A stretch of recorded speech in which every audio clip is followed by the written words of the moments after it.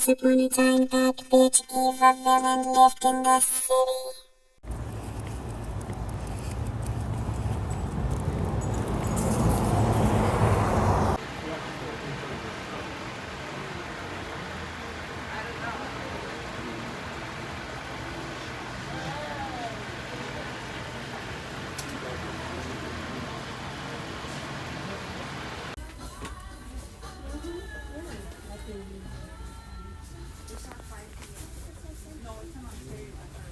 Thank you for donating to and shopping at Goodwill. As a local nonprofit organization, we're here at the California Lottery office because my baby won the lottery. Not $1 million, but he won. He won something. So because it's over a certain amount, when it's over a certain amount, you specifically have to come to a California Lottery office to claim the win. So we are here, and hopefully I get the toaster oven that I've been wanting.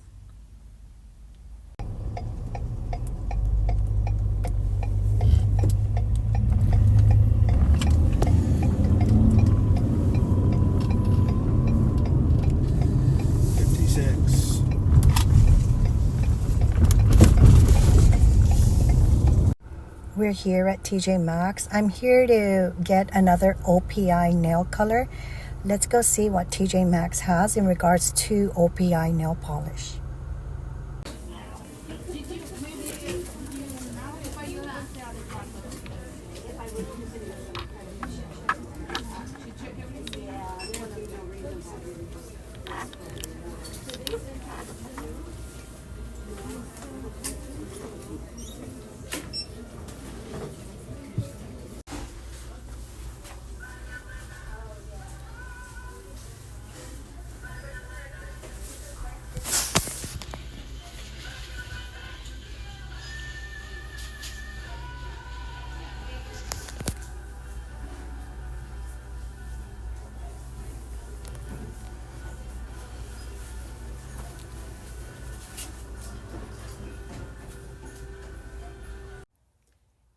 I wanted to do a mini haul with you.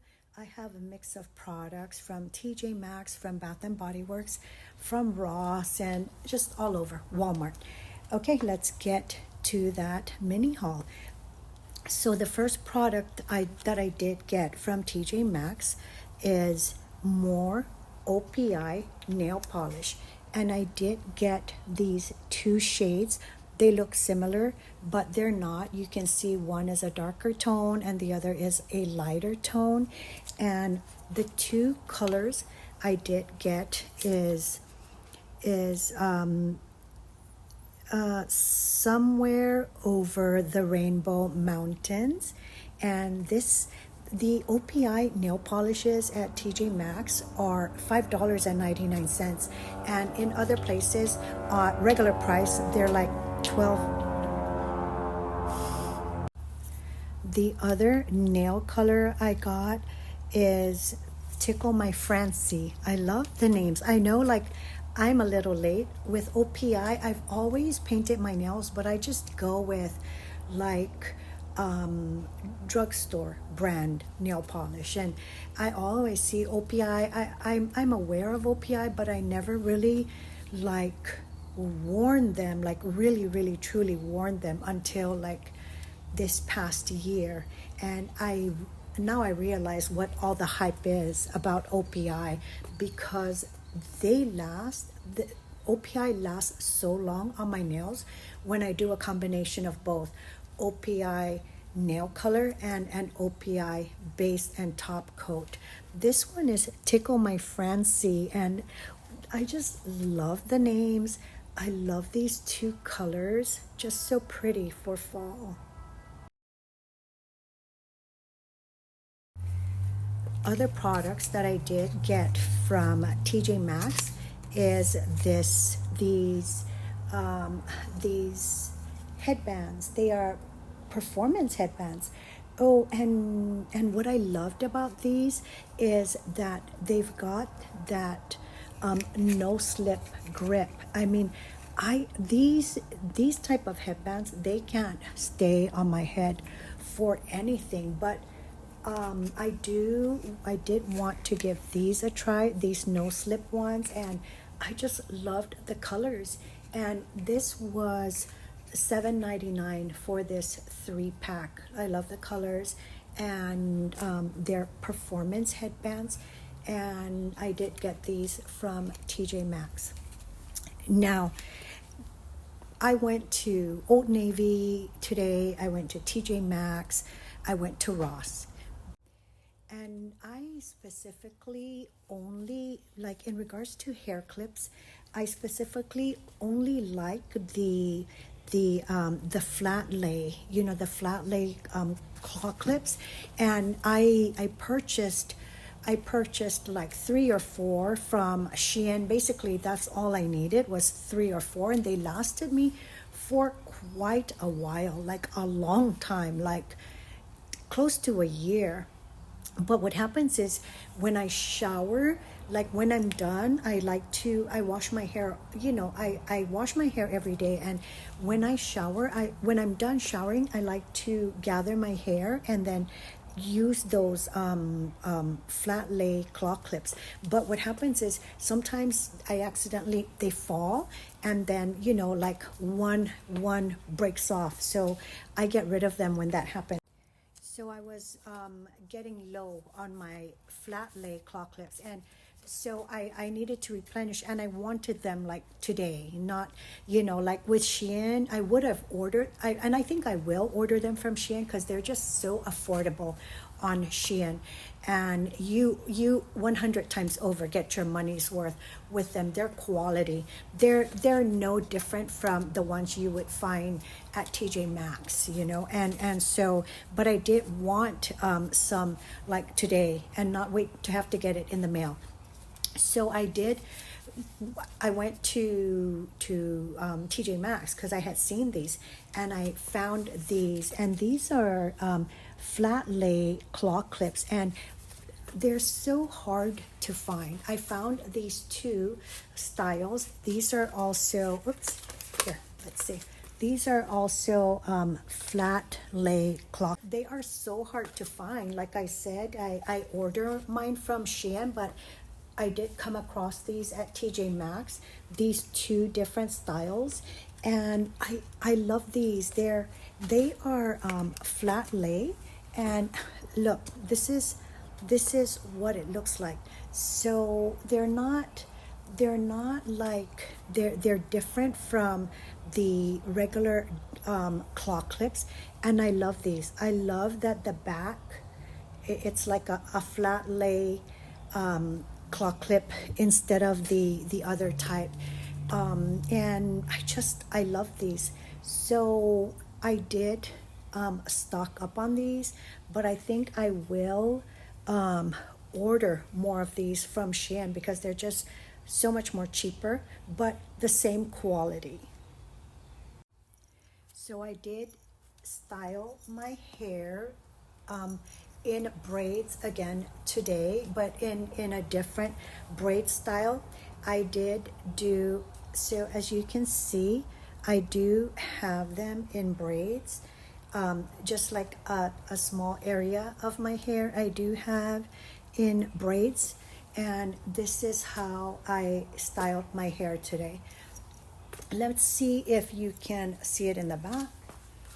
So these are the braids, 2 braids, and that's how I styled my hair today.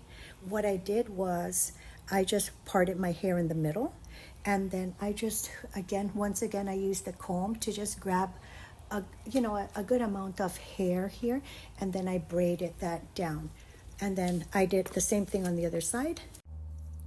And I did the same thing here also. I gathered a good amount of hair here, and I braided a single braid down. So I had these 2 braids here, and then I gathered them, and I just gathered them back and then ponytailed them once here, and that's it.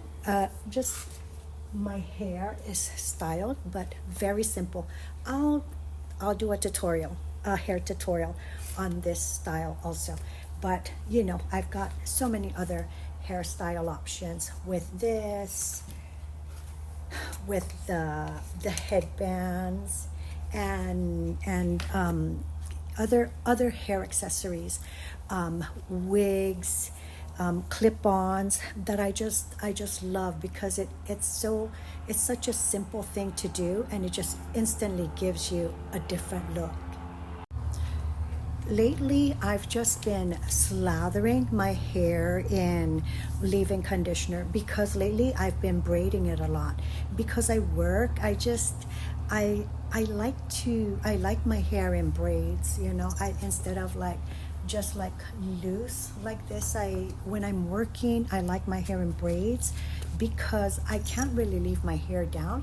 It gets in the way when I bend over and do stuff. So it means I would need to put my hair up. So instead of putting my hair up, I like to style it in braids when I'm working. Lately, I've been just drenching my hair in leave-in conditioner, and I've had this in my, in my hair care arsenal, along with a lot of other products. And I've just been slathering my hair with Auntie Jackie's Moisture Intense leave-in conditioner, and it works fine. Like this is what I've been using lately in my hair, and I did apply it today. This is what it looks like with just nothing but this, applied and all over my hair. Okay, now the last product I wanted to show you is that jacket that I got at Ross. In my previous vlog, I did share my Ross mini haul, and I did share that I got this jacket, and I'm just loving camel. I mean, it does have this corduroy collar and snap buttons, and it has a very minimal look, but I'm just loving the tones. The next few products that I wanted to share are from Bath and Body Works, and you know what, I love the 75% off, the 75% off option when Bath and Body Works has it. And when it does, I just love getting products at that table. And so I did get Disney Villains collaboration with Bath and Body Works. I did get the Maleficent body wash, and I did get these for my granddaughters, and it does have scents of Sinister Plum, Midnight Berries, and Mystical Woods. And I don't know if you know, but all the Bath and Body Works products now have the notes that are in that scent on the back of the product, so you can instantly read what fragrance notes are in each product, which I think is really cool. So I did get Maleficent for the girls, and this is normally $17.95, but because it was like 75% off, I got it for like $5. And I love it because, I mean, it's October, Halloween, spooky season. It's spooky season, spooky, and I love Disney Villains. Another item I got, spooky season theme, is Disney Villains collaboration again. It's the Evil Queen fabric care detergent, and I got this item for $4. And this specific fabric detergent fragrance notes are dark red apple, vanilla suede, and wicked pear. And it's the Evil Queen detergent, and I can't wait to wash all my laundry in this. And once again, spooky season, spooky season. And $4 and change for this. I just love it. I love it. And did you know that Bath and Body Works, their newest collaboration is with Milk Bar? Have you ever tried Milk Bar cookies, Milk Bar cake? It is so yummy. I did get more products from along with these. I did get the fall candle scent leaves. It's the 3-wick candle, and I'll share a picture of it up here. I got this candle for $6 and some change. I got this hand lotion. I think it was I can't remember the name, but I got like a mini hand lotion for like $2 and in this scent, and I got an air freshener, an air fragrance freshener in Campfire Donut. And these 3 items, the candle, the hand lotion, and the fragrance spray, was a gift. So the candle, the hand lotion, and the air fragrance mist or spray, those 3 items were a gift for that friend of mine whose sister was at the hospital and that I did go visit. All in all these items that are pictured here, my total was $22 because it was 75% off at Bath and Body Works. Okay, now going back to Milk Bar. So Bath and Body Works has a collaboration with Milk Bar New York City, but I've tried Milk Bar in LA years ago. So Milk Bar has been around for quite a while, and it was such the hype years ago, but it's so nice to see it reinvent. It was so cute walking into Bath and Body Works and seeing the Milk Bar table. I mean, I remember Milk Bar from like, I think probably 9 years ago. I'll put the date of when Milk Bar first came about, but I've been to Milk Bar in LA. I think we went there, we stopped by to pick up like cake or mini pops or something like that on my birthday years ago. And of course, I did Milk Bar in Las Vegas. So it's so yummy, and it's so nice to see something that, you've forgotten, like just refresh itself and refresh itself in a way like that, like collaborating with Bath and Body Works.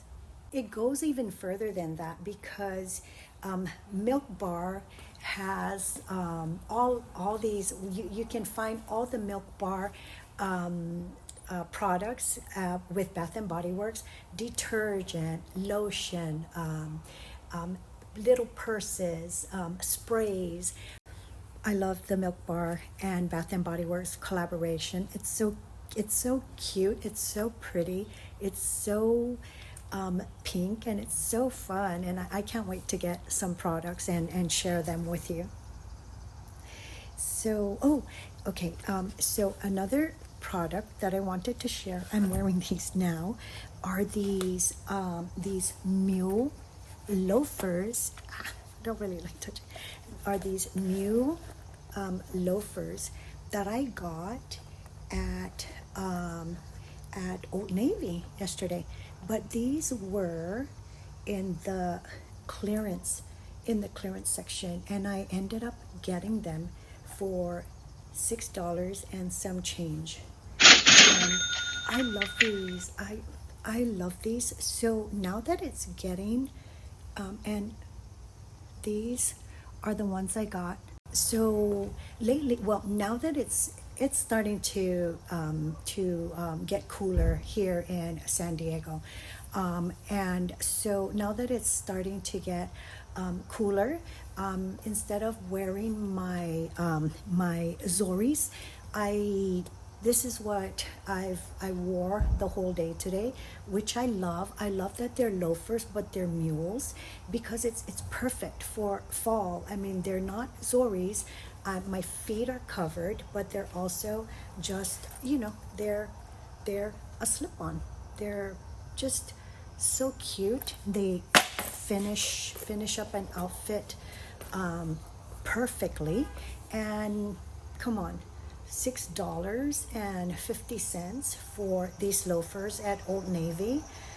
Okay, and that's normally how like I work and do things. When I say work and operate, I mean my modus operandi of like when I decide to buy something. And if you watch my vlogs, you know I'm very frugal chic. That's how I like to consider myself, frugal chic. It's cheap, but it really is like on things that are kind of like chic, but at a really great price. And these Old Navy mule loafers with the horse bit are a good example of frugal chic. How I found these for $6 and 50 cents, and that's kind of like how I like to buy things, is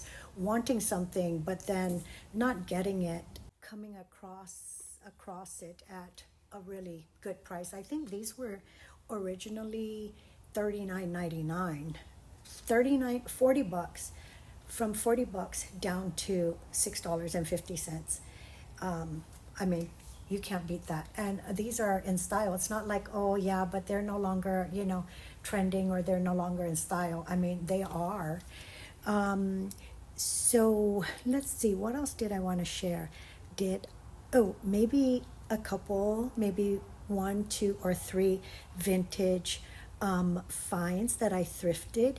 And I did want to share that my daughter and I, if you live in San Diego, we are going to do our first pop-up vintage event at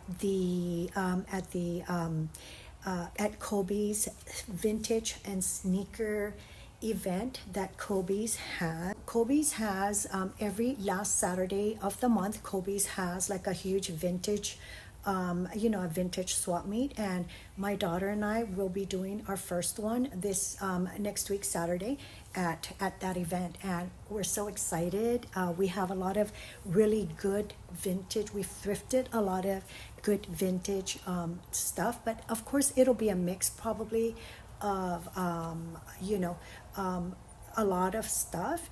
And I mean, come down, visit our booth, find something you like at a really great price, and and enjoy the day out there.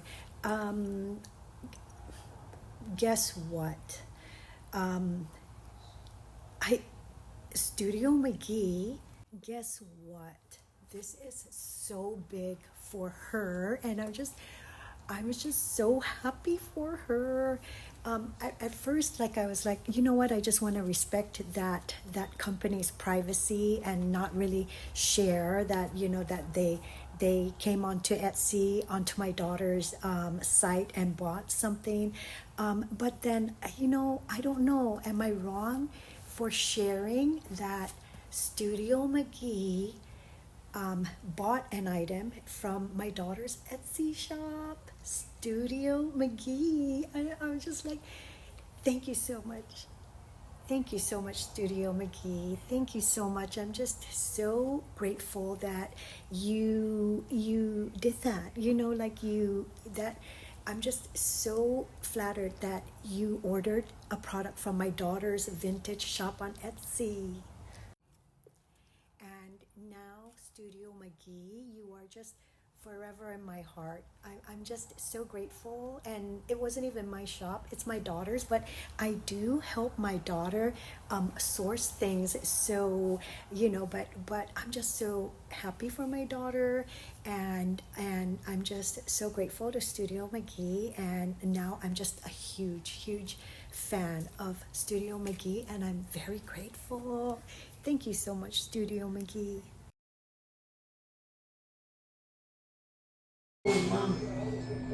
Like Christmas, no, everybody? Everybody, Christmas is coming up, Russia. Okay, we sing happy birthday now. Yeah, happy birthday. Birthday to you. Happy birthday to you. Happy birthday, dear Nathan. Happy birthday to you. May the good Lord bless you. May the good Lord bless you. May the good Lord bless you.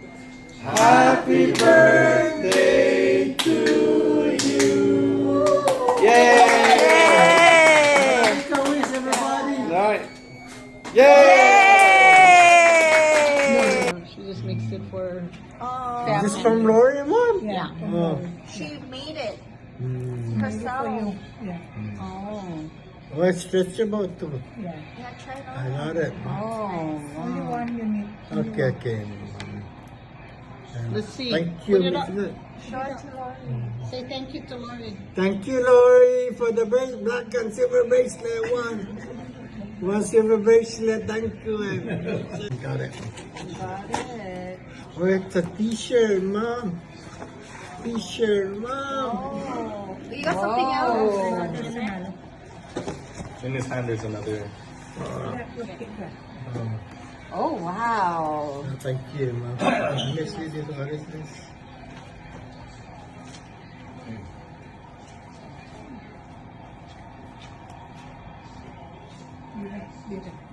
Oh, who's that? Show us. Turn it around. Oh, Blanco. Let's see. Turn it around. Wow. Whoa, Scarface. What is it? The world will remember him by another. And now, this is a very, very somber matter for me. It's a sad subject matter for me. If you remember, I probably mentioned in an earlier, way early vlog that my younger brother, my siblings and I, our younger brother does have schizophrenia, and schizophrenia is hereditary. My mom's first cousin, who is also a male, was diagnosed with schizophrenia and had schizophrenia, and he has since passed away. He's old. He was like probably in his 70s, but my mom's first cousin had schizophrenia, and then my youngest brother had schizophrenia. And schizophrenia normally has an onset when, so schizophrenia manifests itself in a person's teen life. With my brother, it manifested itself when he turned 17, and he's in his 40s now. But yeah, that's how long my brother has lived with schizophrenia, and how long we've lived with it, because we care for him. We care for him. He's back on the island, and I'll share a picture of him on his birthday here. And this is all our family members, my daughters, my mom, my sister, and my first cousin and her husband, and everyone was there to celebrate his birthday. But what I wanted to talk about is mental health, and specifically mentally ill.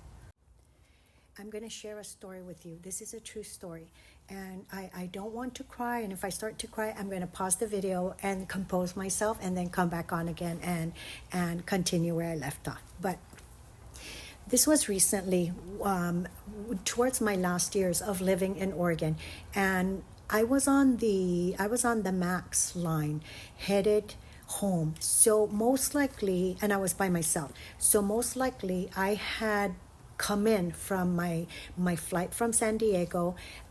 It's what I always do. I I arrive in Oregon, or I leave on the Maxx line in Oregon because it stops right at the airport. And then when I come back into Oregon, Portland, I catch the Maxx line from the airport down to Beaverton, and then my daughter picks me up. So I was on that Maxx line, and it had stopped at Beaverton, my stop to get off. Well, we had come to the Beaverton station, and I got off because that's where I needed to get off. And everyone else got off too, and there was a male that had gotten off, and he was like, like maybe in his 30s. He looked to be like a male that was in his 30s, and I can't remember whether I had already noticed him on the ride down to along on the ride down. I can't remember if I had noticed him because of whatever it was he was doing, or I can't remember, but I definitely remember we got off the Maxx line, and when we got off, I had to stand there and wait for my daughter to come get me. And there were two like security officers that work for the Maxx line. And what happened was this, if I think back now, and I don't want to make up anything, I don't know if he was acting restless on the train, on the Maxx line ride down. But when we got off, there were two security officers that that kind of like walk around the Maxx and try to keep order or whatever if it's needed. And this gentleman that got off the Maxx line with me, I was standing there, and they were just like right, not that far from me, probably about like 5 feet away. And this gentleman had walked up to these two security officers, and I could clearly hear what he started to say to these two security officers. And he started to explain, you know what? I'm hearing voices. He had walked up to these security officers and was telling them, you guys, I'm hearing voices in my head.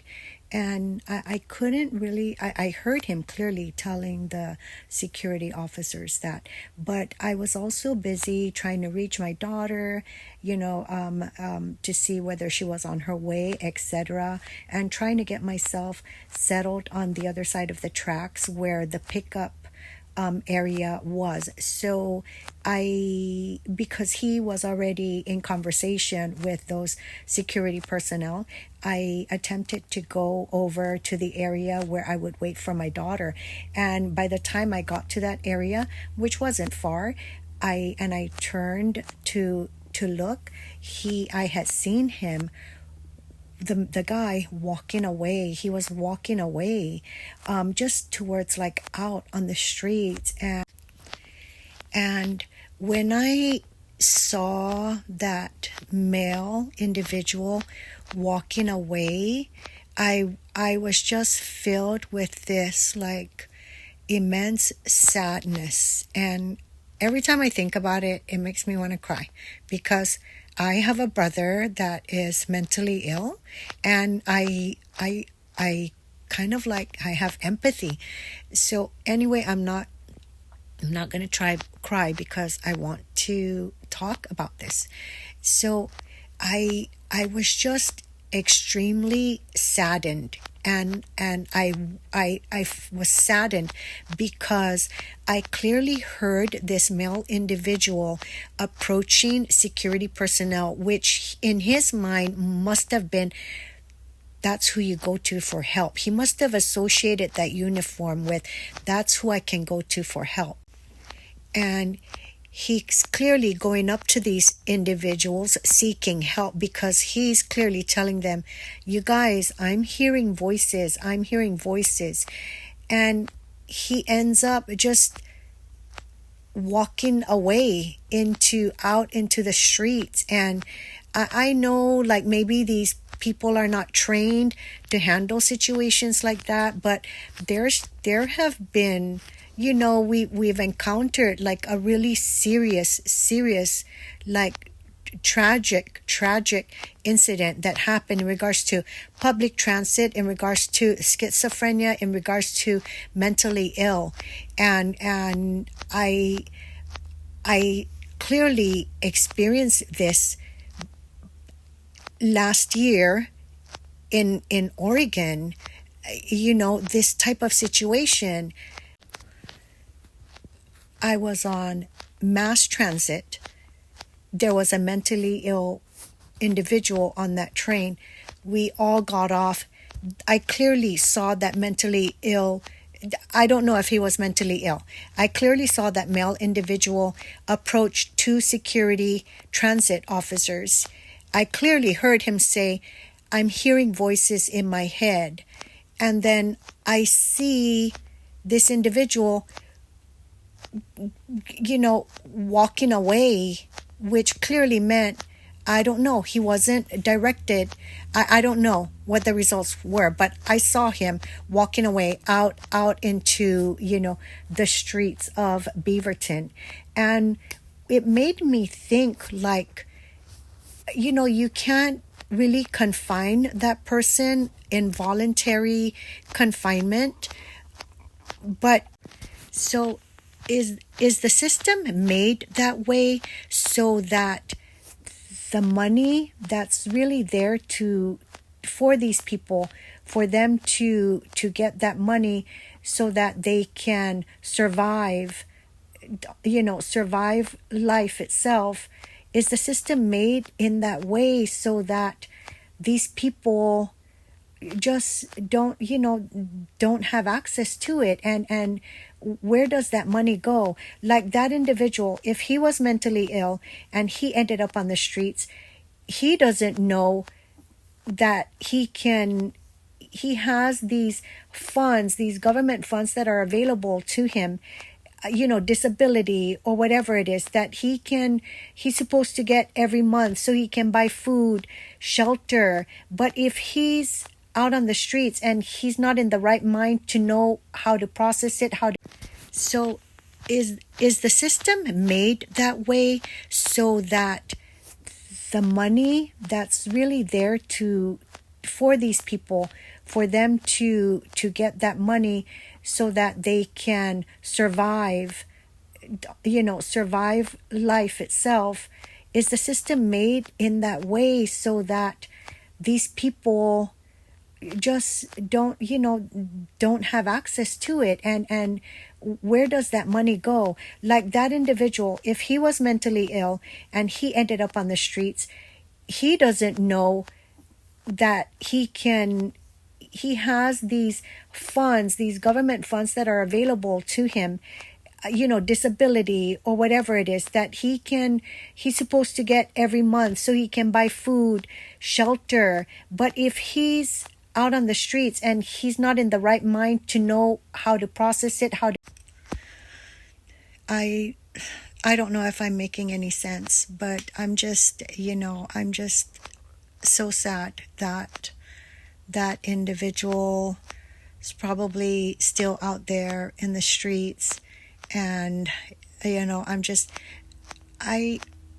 is it wrong to have a facility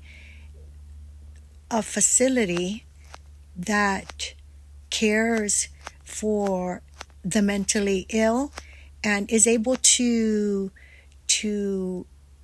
avail of those funds that would normally go to them, so that they can provide them with basic needs of like food, shelter. I'm not talking about like Father Joe's, I'm not talking about like these shelter homes. I'm talking about institutions. Or when that male individual approached those two security transit officers and told them, "I'm hearing voices in my head," why didn't they bring him to like a shelter or like to Father Joe's? Or I don't know.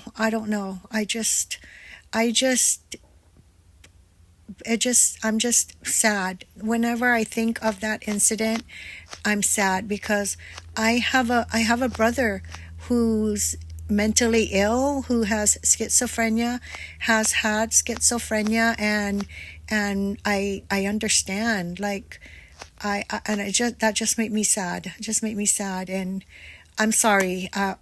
You know, I don't know. I don't know why I'm talking about this, but I feel like it's important. You know, it's important to make us think and